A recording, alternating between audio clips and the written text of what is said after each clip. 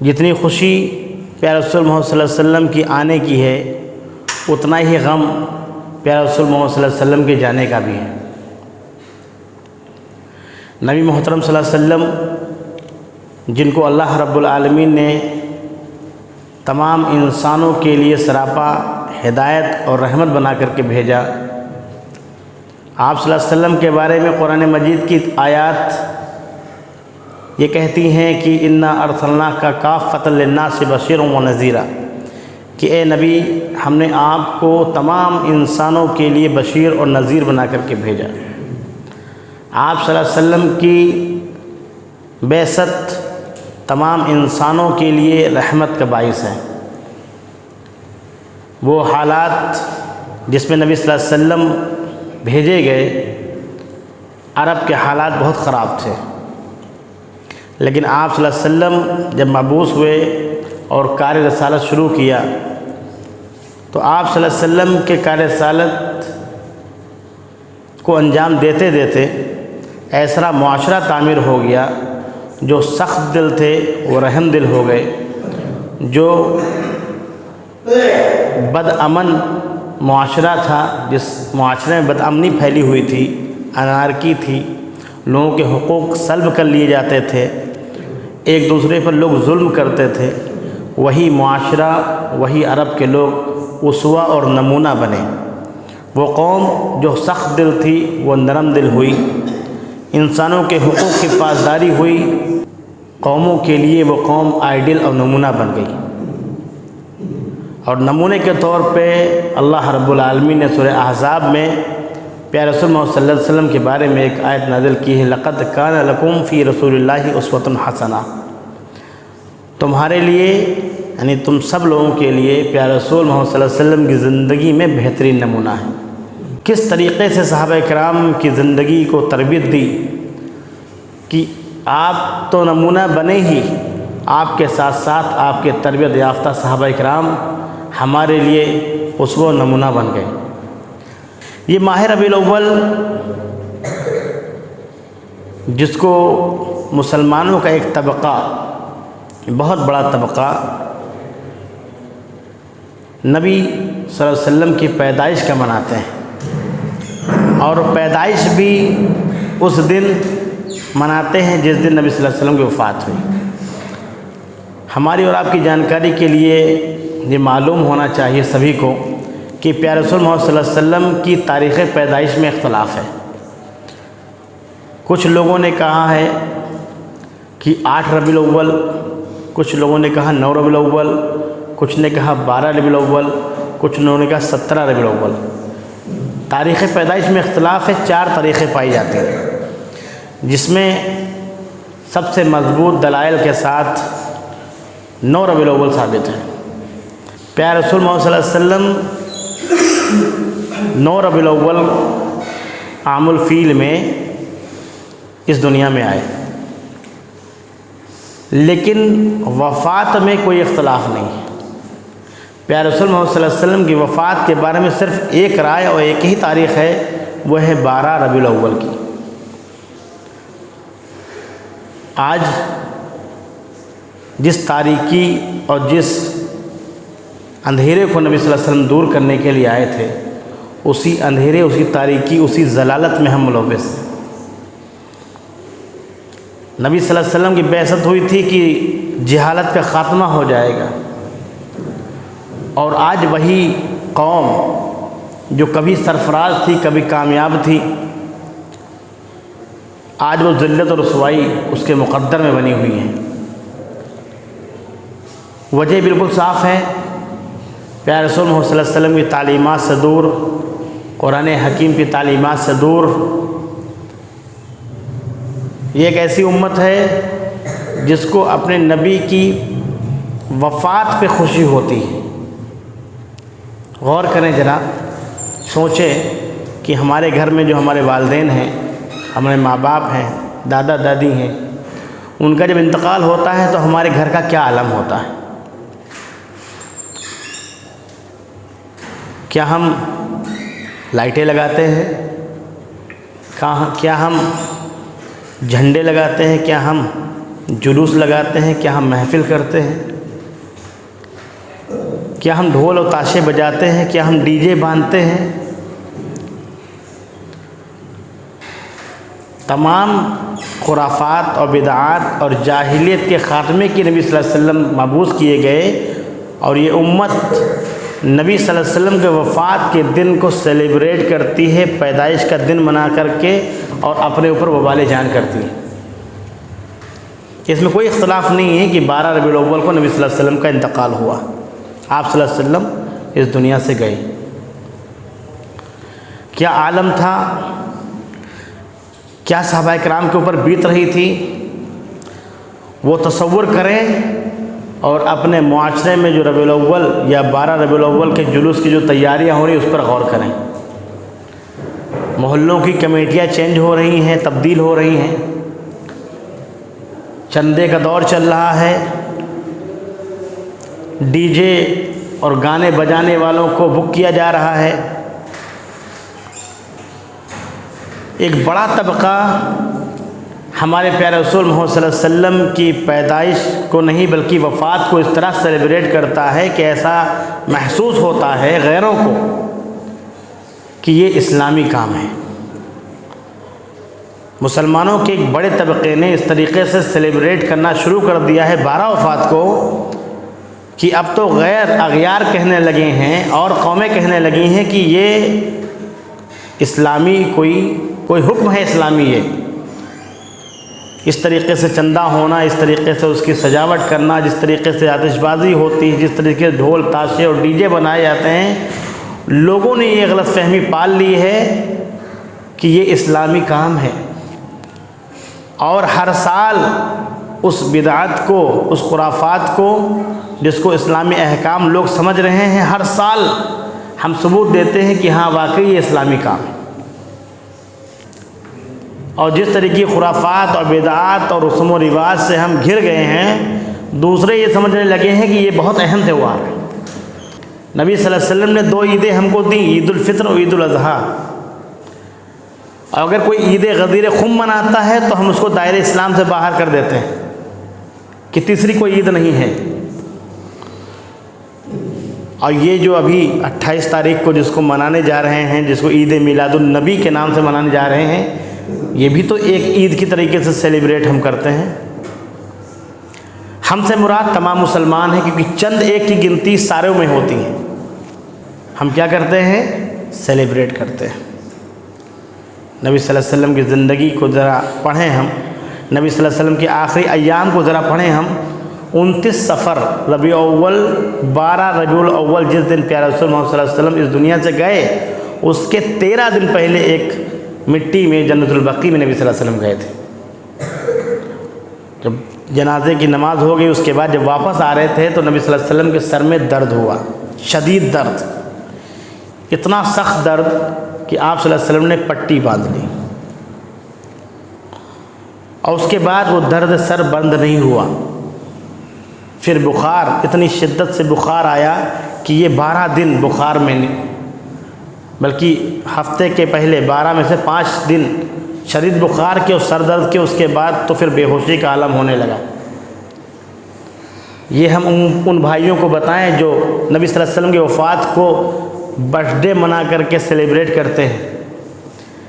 क्या हालात हुए हमारे सहाबा किराम पर जब नबी सल्लल्लाहु अलैहि वसल्लम के ये हालात आए, और रबीउल अव्वल के महीने की हम तैयारियां किस तरीके से करते हैं, ज़रा उसको सोचें कि इधर चंदे हो रहे हैं, कमेटियां बदली जा रही हैं, और उधर सहाबा किराम पूरा हफ्ता रो रहे हैं, गम में हैं कि प्यारे रसूल मोहम्मद सल्लल्लाहु अलैहि वसल्लम की तबीयत नहीं ठीक हो रही है।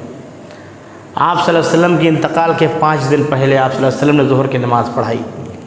ज़ोहर की नमाज़ पढ़ाने के बाद आप सल्लल्लाहु अलैहि वसल्लम मामूल के ख़िलाफ़ खुतबे में के लिए बैठ गए मिंबर पे। आप सल्लल्लाहु अलैहि वसल्लम ने कुछ चीज़ें इरशाद फरमाई। सबसे पहले नबी सल्लल्लाहु अलैहि वसल्लम ने कहा, लानल्लाहुल यहूद वन नसारा इत्तखज़ू क़ुबूर अंबियाइहिम मसाजिदा। यहूद व नसारा पर लानत हो, उन्होंने अपने अंबिया की कब्रों को सिजदागाह बना लिया, मसाजिद बना लिया। पैगाम ये था कि मेरे मरने के बाद मेरी कब्र पे सिजदा मत करना। پیغام یہ تھا کہ میرے مرنے کے بعد، کیونکہ نبی صلی اللہ علیہ وسلم کو معلوم ہو گیا تھا کہ یہ آخری وقت آ گیا، آپ صلی اللہ علیہ وسلم نے حجۃ الوداع کے موقع پہ ارشاد فرما دیا تھا صحابہ کرام سے کہ کیا میں نے نبوت کا حق ادا کر دیا؟ جو سمجھدار صحابہ تھے وہ سمجھ گئے کہ وہ آخری وقت آ گیا ہے حجۃ الوداع کے موقع پر، تو تمام صحابہ کرام نے کہا تھا آپ نے حق ادا کر دیا۔ تو پیارے رسول اللہ صلی اللہ علیہ وسلم نے کہا اللہم اشہد، کہ اللہ تو گواہ رہنا، آپ لوگ بھی گواہ رہیے گا۔ صحابہ کرام نے کہا آپ صلی اللہ علیہ وسلم نے کار رسالت کمپلیٹ کر دیا، مکمل کر کے گئے۔ انتقال کے 5 دن پہلے ظہر کی نماز پڑھائی، ممبر پہ بیٹھے اور 4 باتوں کی نصیحت کی۔ پہلے یہی کہ یہود و نصارہ کی طرح مت ہو جانا، اللہ تعالیٰ ان پر لعنت کرے، انہوں نے اپنے انبیاء کی قبروں کو سجدہ گاہ بنا لیا۔ آج وہ لوگ جو سیلیبریٹ کرتے ہیں ہمارے پیارے آخری نبی محمد صلی اللہ علیہ وسلم کی وفات کو، ان کی اکثریت اس کے خلاف کام کرتی ہے، جو پہلی نصیحت تھی۔ دوسری نصیحت، پیارے رسول محمد صلی اللہ علیہ وسلم نے کہا کہ تم میں سے اگر کسی کو میں نے کوڑا مارا ہو تو میں حاضر ہوں، آئے مجھ سے بدلہ لے لے۔ پیارے نبی صلی اللہ علیہ وسلم نے کہا کہ اگر میں نے کسی کا دل دکھایا ہو، کسی کی عزت اچھالی ہو، کسی کو رسوا کیا ہو تو میں حاضر ہوں، آج وہ مجھ سے بدلہ لے لے۔ مجمع میں ایسا کوئی تھا ہی نہیں جس کو نبی صلی اللہ علیہ وسلم نے زبانی یا ہاتھ سے تکلیف دی ہو۔ اس دوسری نصیحت پہ غور کیجئے کہ کیا ہم نے کسی کو ابھی تک تکلیف دی ہے، زبان سے یا ہاتھ سے؟ ہم اپنا آخری وقت یاد کریں، نبی صلی اللہ علیہ وسلم اپنا آخری وقت ہے یہ، نبی صلی اللہ علیہ وسلم کہتے بدلہ لے لو، کیونکہ یہاں جو بدلہ ہے تو بدلہ مل جائے گا، لیکن اوپر اعمال لیے جائیں گے، نیکیاں لی جائیں گی۔ نبی صلی اللہ علیہ وسلم نے یہاں کا حساب یہی کرنے کو کہا۔ تیسری نصیحت کہی کہ اگر کسی کا قرض ہو تو مجھ سے لے لے۔ ایک صحابی کھڑے ہوئے کہا کہ 3 درہم باقی ہیں نبی صلی اللہ علیہ وسلم۔ نبی صلی اللہ علیہ وسلم نے کہا کہ فضل ان کو 3 درہم دے دو۔ اور نبی صلی اللہ علیہ وسلم نے کہا قرض دار چاہے شہید ہی کیوں نہ ہو، وہ بغیر قرض دیے اس کا حساب کتاب نہیں ہوگا۔ شہید کا درجہ بہت بڑا ہوتا ہے، لیکن اگر قرض دار ہے تو اس کا کیا ہے معاملہ؟ نبی صلی اللہ علیہ وسلم نے کہا میں قرض دار کی نماز جنازہ نہیں پڑھاؤں گا۔ چوتھی نصیحت کی کہ ایک شخص جس کو اللہ رب العالمین نے اختیار دیا تھا کہ دنیا کی بادشاہت، شان و شوکت، عزت و جلال سب کچھ لے لے، یا وہ اللہ کے پاس جو کچھ ہے وہ لے لے، تو اس نے اللہ کے ہاں جو کچھ ہے اس کو پسند کیا، اس دنیا کو ٹھکرا دیا۔ حضرت ابوبکر رضی اللہ تعالیٰ عنہ جب اس بات کو سنتے ہیں تو کہتے ہیں فداہ امی و ابی یا رسول اللہ، کہ اللہ کے رسول آپ پر میں اور میرے باپ سب قربان۔ صحابہ کا بڑا مجمع دیکھتا ہے کہ حضرت ابوبکر کو کیا ہو گیا ہے، وہ بات کسی شخص کی کر رہے ہیں کہ ایک شخص کو اللہ رب العالمین نے آپشن دیا تھا کہ یا دنیا لے لے یا آخرت لے لے، اس نے دنیا کو ٹھکرا کر کے آخرت لے لی۔ لیکن حضرت ابوبکر رضی اللہ تعالیٰ عنہ جانتے تھے وہ کس کے بارے میں، وہ اپنے بارے میں نبی صلی اللہ علیہ وسلم بات کر رہے تھے۔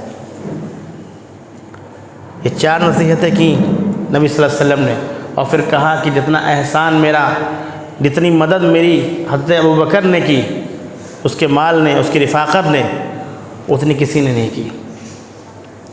اور کہتے ہیں کہ اللہ کے بعد اگر میں کسی کو دوست بناتا تو بناتا حضرت ابوبکر کو، جبکہ وہ خود دوست تھے، لیکن دینی بھائی ہونا کافی تھا ان کے لیے۔ آخری وقت آ گیا نبی صلی اللہ علیہ وسلم کا، 2 دن پہلے اتنا شدید بخار کہ آپ صلی اللہ علیہ وسلم بے ہوش ہو جاتے ہیں۔ آپ کو معلوم ہے اگر آپ یوٹیوب پہ سنتے ہوں سیرت کی باتیں تو لوگوں کے ایسے ایسے کمنٹ ہیں، یہی جو واقعات لکھے ہوئے نبی صلی اللہ علیہ وسلم کی زندگی کے آخری لمحے، ان پر لوگوں نے بہت غلط کمنٹ کیے کہ وہ نبی رحمت تھا اور اتنی مشکل سے اس کے پران نکلے۔ یہ ایک سوال تھا اور یہ کیا چیز درشاتی ہے؟ وہ دین سے تو دور ہیں، اسلامی تعلیمات سے تو دور ہیں۔ ہم نے کبھی اسلام کو اس طریقے سے پڑھا ہی سمجھا ہی نہیں کہ ہم ان کو بتائیں جائے کہ حقیقت کیا ہے، لیکن جب سیرت کی کوئی بات سنتے ہیں تو اس پر اعتراض کرتے ہیں کہ وہ رحمت للعالمین جس کی جان کس طریقے سے نکل رہی ہے۔ اللہ کو جب اتنے ہی محبوب تھے تو اس طریقے سے کیوں تکلیف دی؟ نبی صلی اللہ علیہ وسلم خود کہتے ہیں کہ اتنی مجھے تکلیف ہو رہی ہے کہ میں بیان نہیں کر سکتا ہوں، شاید کسی کو دنیا میں اتنی تکلیف ملی ہو میری موت کے وقت۔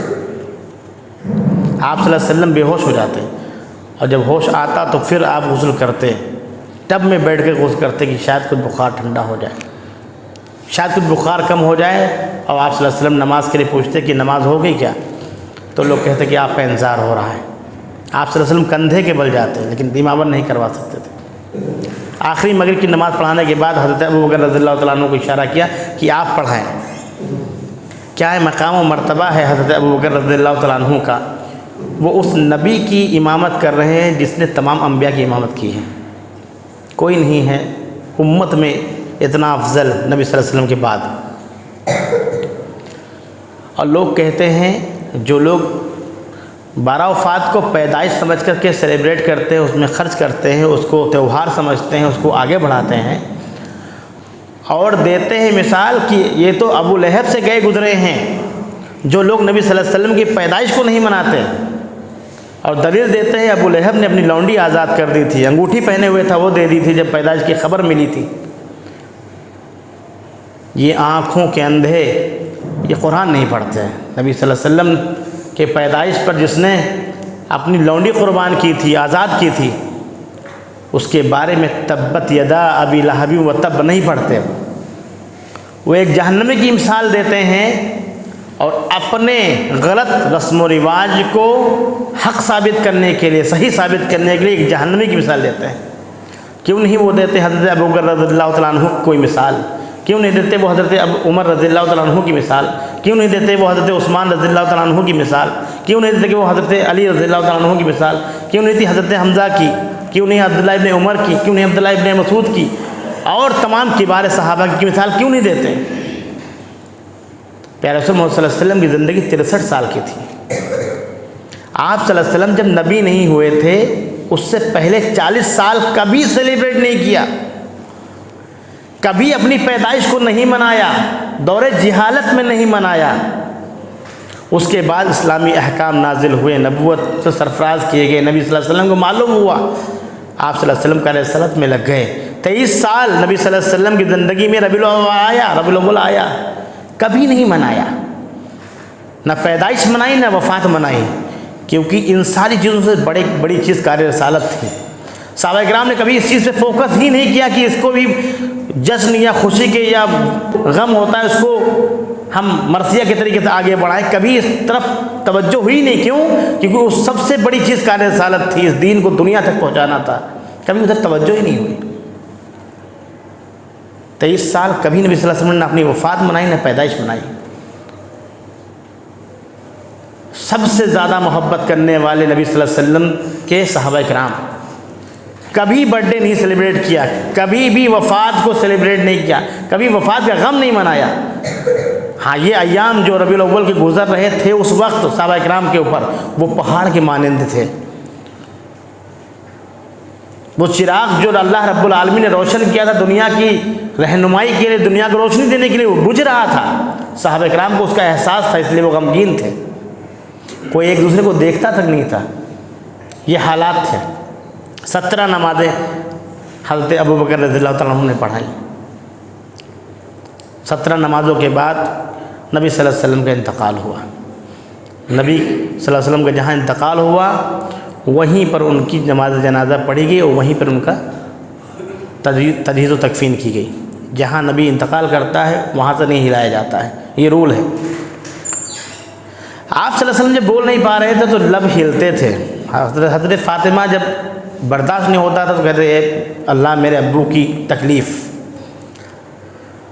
جس دن انتقال ہونا تھا حضرت فاطمہ کے کان میں کہا نبی صلی اللہ علیہ وسلم نے کہ آج کے بعد تیرے ابو کو کوئی تکلیف نہیں ہوگی۔ نبی صلی اللہ علیہ وسلم جانتے تھے کہ آج جانا ہے۔ 2 چیزوں کی نصیحت آخری وقت میں کرتے گئے الصلاۃ الصلاۃ وما ملکت ایمانکم، نماز اور تمہارے جو ماتحت ہیں۔ بہت بڑا پیغام تھا، اس پیغام کو چھوڑ کر کے لوگ وفات کو برتھ ڈے کی طرح سیلیبریٹ کرتے ہیں۔ نماز سے مراد صرف یہ نماز نہیں ہے، نماز سے مراد مسلمانوں کا اجتماع ہے پورا۔ یہ دنیا میں چاہے جہاں ہو، کسی بھی رنگ و نسل کے لوگ ہوں، اونچے ہوں نیچے ہوں، کالے ہوں گورے ہوں، امیر ہو غریب ہو، غلام ہو بادشاہ ہو، نماز ان کو ایک کر دیتی ہے۔ جب مؤذن صدا بلند کرتا ہے سب ایک صف میں کھڑے ہو جاتے ہیں، جس طریقے سے جہاد میں کھڑے ہوتے تھے اس طریقے سے نماز میں کھڑے ہوتے تھے۔ الصلاۃ الصلاۃ، نماز کا خیال رکھنا، اپنے اجتماع کو خیال رکھنا، متفرق مت ہونا، ہمیشہ متحد رہنا۔ وما ملکت ایمانکم، اور پوری دنیا کے لوگ جو تمہارے ماتحت ہیں، جب تمہارے حادثے میں کار رسالت ہے، تم نبی کے اہل ہو، تم نبی کی وراثت کو سنبھالنے والے ہو، تو پوری دنیا تمہاری ذمہ داری پہ ہے۔ نبی صلی اللہ علیہ وسلم نے کہا وہ پیغام کو ہم نے نہیں لیا، ہم نے وہ وفات کو سیلیبریٹ کر دیا۔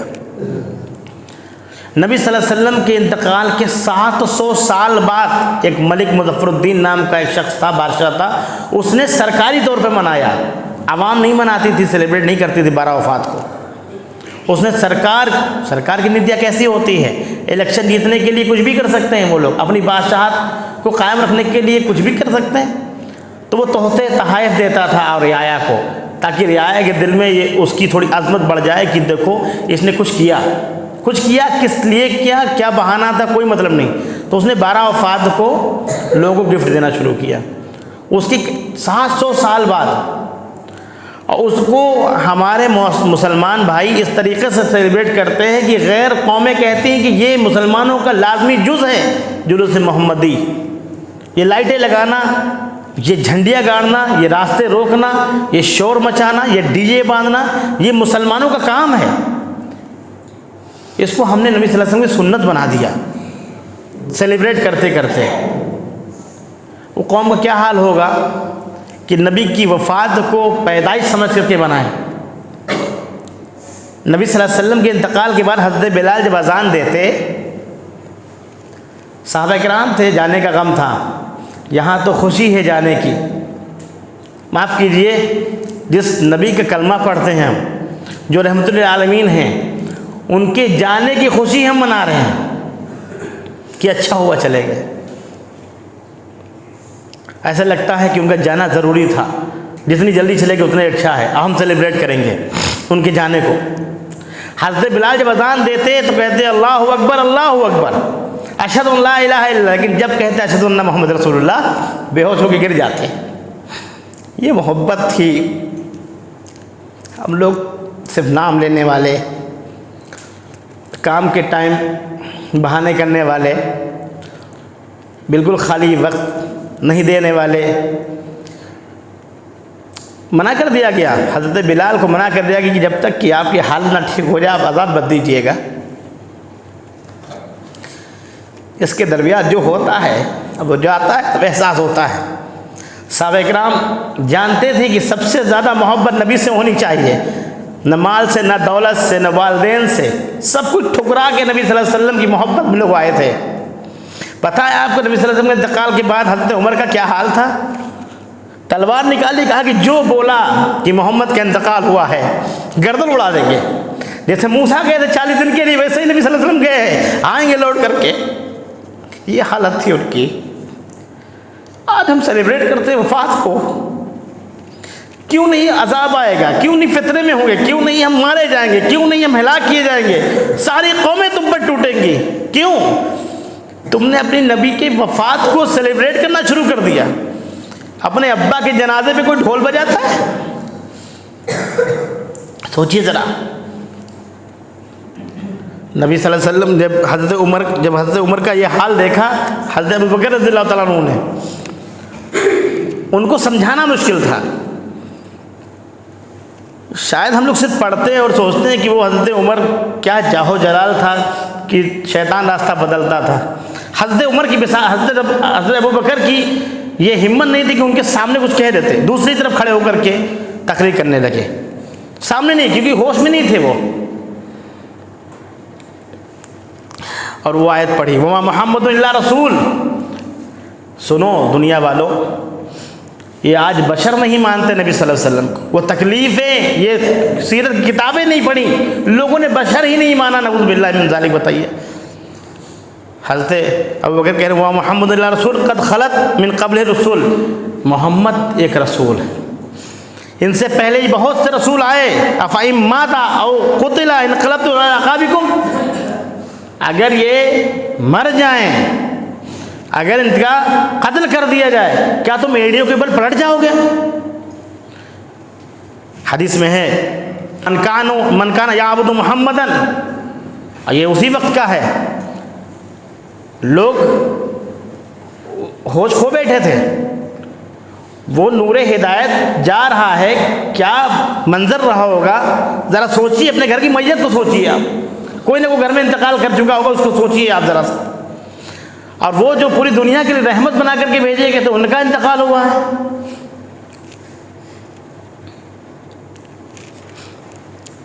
من کان یعبد محمد فإن محمدا قد مات ومن کان یعبد اللہ فإن اللہ حی لا یموت.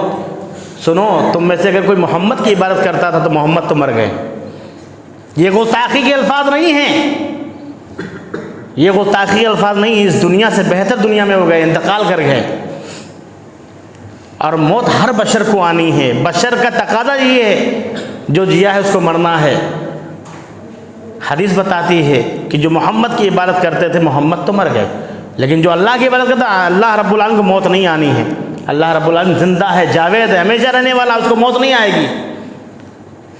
وہ خالق ہیں، یہ مخلوق تھے. حضرت عمر نے جب یہ آیت سنی تب ہوش میں آیا. ایسا لگا، صحابہ کرام نے کہا کہ ایسا لگتا تھا کہ ابھی یہ آیت نازل ہوئی ہے. تب کچھ کنٹرول میں لوگ آئے. کس نے غسل دیا؟ دو لوگ جاتے، غسل دیا. اس کے بعد میں جو ہے 2 دن تک لوگ جنازہ کی نماز پڑھتے رہے. اس پر لوگوں نے اختلاف کیا. نبی صلی اللہ علیہ وسلم کے حجرے میں لوگ جاتے، نماز پڑھتے چلے آتے، کوئی امام نہیں، جاتے نماز پڑھتے چلے آتے.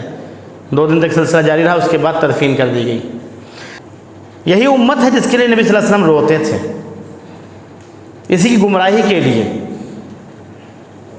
آخری وصیتیں، آخری نصیحتیں، آخری لمحات، آخری دن، وفات کا وقت، وفات کا دن بھول گئے ہیں. اور وفات کو برتھ ڈے کی طرح سیلیبریٹ کرتے ہیں. اس میں چندہ نہ دیا تو آپ کافر ہو، فلانے ہو، فلانے ہو. یہ حالات ہیں نبی صلی اللہ علیہ وسلم کے. اور آج کے حالات ہمارے دیکھیں، صحابہ کرام کیا کر رہے تھے، ہم کیا کر رہے ہیں. ہمارے محلوں میں سجاوٹ ہو رہی ہے، ہمارے محلوں میں لائٹیں لگ رہی ہیں، چندے ہو رہے ہیں. چھوٹے سے چھوٹا انسان 70 ہزار کا ڈی جے، مجھے معلوم ہے، میں جانتا ہوں صاحب کو، انہوں نے 70,000 روپے کا ڈی جے بک کیا ہے. ڈی جے تو بارات اور شادیوں میں اور خرافات میں بک کرتے تھے لوگ. اب نبی صلی اللہ علیہ وسلم کی جب وفات کو سیلیبریٹ کریں گے تو عذاب نہیں آئے گا. یہ ربیع الاول کا مہینہ پیدائش کا مان لے تب بھی ہم سیلیبریٹ نہیں کر سکتے، کیونکہ وفات زیادہ اہم ہے. پیدائش سے زیادہ وفات کا غم ہے. کیونکہ نبی صلی اللہ علیہ وسلم جب پیدا ہوئے تھے تو کون جانتا تھا یہ نبی ہوں گے، لیکن جب گئے ہیں تو پوری کائنات جانتی تھی یہ نبی ہیں. تو پیدائش سے زیادہ آنے کا جانے کا غم ہونا چاہیے. لیکن صحابہ نے غم بھی نہیں منایا، نہ خوشی منائی نہ غم منایا، لیکن جو کار رسالت تھا اس کو آگے بڑھایا اور دن یہاں تک آ گیا. وہ اسی غم میں رہتے یا اسی پیدائش میں رہتے تو وہ ساری چیزیں ہم لوگوں کے پاس آتی. لیکن ان لوگوں نے، صحابہ کرام نے اس چیز کو اہمیت نہیں تھی، بلکہ جو اصل تعلیمات تھی، جو نبی صلی اللہ علیہ وسلم کی تعلیمات تھی، اللہ اس کے رسول کی تعلیمات تھی، احکامات تھے، فرامین تھے، اس پر توجہ تھی. اور اس مشن کو اپنا مشن سمجھا، اس کار رسالت کو آگے بڑھایا. ہم نے کار رسالت کو سمجھا ہی نہیں تو آگے کیا ہم بڑھائیں گے. اس مہینے میں نبی صلی اللہ علیہ وسلم کی سیرت کا مطالعہ کریں، اس کو زیادہ سے زیادہ عام کریں. جس طرح کہ رمضان میں قرآن سے جڑ جاتے ہیں، اس طریقے سے ربیع الاول کے مہینے میں ہم سیرت سے جڑ جائیں، سیرت کا ایک ایک پہلو پڑھ لیں، تاکہ ہم عوام الناس تک اپنی ذمہ داری ادا کریں. ہم لوگوں کو بتائیں کہ نبی صلی اللہ علیہ وسلم ایسے تھے. کمپیشن کے، رحمت کے کام کر کے دکھائیں عملی طور پر. لیکن آپ اپنے عمل سے نبی صلی اللہ علیہ وسلم کی تعلیمات کو واضح کریں. اور اتنا جان لیجئے، کم اور زیادہ کی تعداد نہیں دیکھی جاتی. اللہ تعالیٰ رب العالمین ان لوگوں کی حفاظت کرتا ہے جو دین پر عمل کرتے ہیں، دین کو آگے بڑھاتے ہیں۔ رحمت کے کام کو آگے بڑھائیے، کمپیشن کے کام کو آگے بڑھائیے، نبی صلی اللہ علیہ وسلم کی تعلیمات کو آگے بڑھائیں۔ وہ لوگ جو یہ سمجھ رہے ہیں کہ یہ دین ہے، ان کو یہ معلوم ہونا چاہیے کہ رحمت للعالمین یہ تھے، یہ کام تھے ان کے، یہ کام نہیں تھے۔ راستہ بند کرنا کام نہیں تھا، راستہ کھولنا کام تھا، راستے سے پتھر ہٹانا کام تھا، راستے سے ہڈی اور شیشہ ہٹانا کام تھا، لوگوں کو کھانا کھلانا کام تھا، لوگوں کو پانی پلانا کام تھا۔ یہ دھوم دھڑاکے خرافات یہ سب اسلامی تعلیمات کے خلاف ہے، یہ ہم کو بتانا پڑے گا دوسروں، کیوں؟ کیونکہ یہ سارے عمل دیکھ کر کے غیر جو ہندو قومیں ہیں، غیر مسلم ہیں، وہ یہ سمجھتی ہیں کہ یہ اسلام ہے۔ اسلام کا غلط تصور ہمارے سامنے پیش کیا جا رہا ہو اور ہم خاموشی سے نہیں بیٹھ سکتے، ہم کو اپنے عمل سے یہ بات ثابت کرنی ہوگی کہ نبی صلی اللہ علیہ وسلم کیسے تھے۔ ایسے تھے دھوم دھڑاکے والے جیسا یہ امت محمدیہ کے شیدائی اور عاشق رسول دکھ رہے ہیں، یا صحابہ کے جیسے تھے؟ نبی صلی اللہ علیہ وسلم کی تعلیمات کیسی تھیں؟ ہم کو کر کے دکھانا پڑے گا عملی طور پر۔ نبی صلی اللہ علیہ وسلم کی سنت کو عام کرنا پڑے گا، نبی صلی اللہ علیہ وسلم کی سیرت کو عام کرنا پڑے گا۔ نبی صلی اللہ علیہ وسلم حسن انسانیت ہیں، یہ لوگوں کو بتانا پڑے گا۔ آپ صلی اللہ علیہ وسلم تمام انسانوں کے لیے، خواتین کے لیے، بزرگوں کے لیے، بچوں کے لیے، جانوروں کے لیے، پرندوں کے لیے، سب کے لیے سراپا رحمت بنا کر کے بھیجے گئے، اور تمام مثالیں موجود ہیں۔ اس حالات کے بعد صحابہ کرام کیسے سنبھلے اور کس طریقے سے کام کیا، اس کو سمجھیے۔ کیسے یہاں تک دین آ گیا، اتنے غم، اتنی مصیبت آنے کے بعد، اتنی بڑی گھٹنا ہونے کے بعد، نبی صلی اللہ علیہ وسلم کے انتقال ہونے کے بعد یہاں تک دین کیسے آ گیا؟ اگر وہ صحابہ کرام وہیں غم میں رہتے تو یہاں تک دین نہیں آتا۔ انہوں نے کار رسالت کو آگے بڑھایا، نبی صلی اللہ علیہ وسلم کے مشن کو اپنا مشن سمجھا۔ میں نے پہلے کہا تھا خطبے کے بعد، یہی وہ عرب تھے جو اخلاقی گراوٹ کے شکار تھے، بدامنی، انسانی حقوق کی پامالی ان کا شیوا تھی، اور نبی صلی اللہ علیہ وسلم کے مبعوث ہونے کے بعد یہی وہ قوم تھی عرب جس کو آئیڈیل و نمونہ بنا کر کے بھیجا گیا۔ پوری قوم نمونہ بن گئی، تمام کے تمام لوگوں کے نقش قدم پہ چلنے والے کامیاب ہو گئے۔ صحابہ کرام کی جو بھی پیروی کرے گا ہو بہو، والذین تبعوہم بإحسان، جو ان کی ہو بہو پیروی کرے گا، وہ اس کے آگے اللہ رب العالمین رضی اللہ لگا دے گا، اللہ تعالیٰ راضی ان سے ہو جائے گا۔ صحابہ کرام کی یہ فضیلت تھی۔ آخر میں اللہ رب العالمین سے دعا ہے کہ اللہ رب العالمین ہم سب کو قرآن و سنت پر چلنے والا بنائے۔ اے اللہ، جو تعلیمات نبی صلی اللہ علیہ وسلم کی تھیں ان تعلیمات کو سمجھ کر کے، پڑھ کر کے اس کو عمل میں لانے کی توفیق عطا فرمائے۔ آمین۔ وآخر دعوانا الحمد للہ رب العالمین۔